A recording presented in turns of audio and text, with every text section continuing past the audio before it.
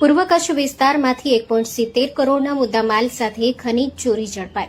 Kutch collector આનંદ પટેલની સૂચના અન્વયે જિલ્લામાં બિન અધિકૃત ખનન, વહન અને સંગ્રહ ન થાય તેના ભાગરૂપે કચ્છ પૂર્વની તપાસ ટીમ દ્વારા છેલ્લા 3 દિવસમાં પૂર્વ કચ્છ જિલ્લાના અંજાર તેમજ મુન્દ્રા તાલુકાના અલગ અલગ વિસ્તારોમાં તપાસ હાથ ધરવામાં આવી હતી.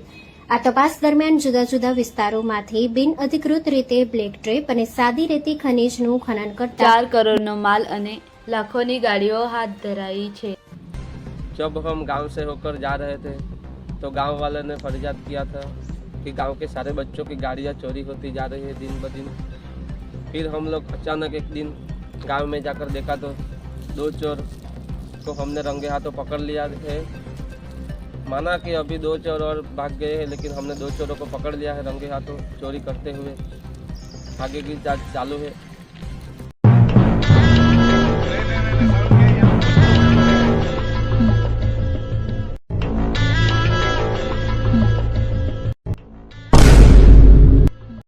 आज की ताज़ा समाचार।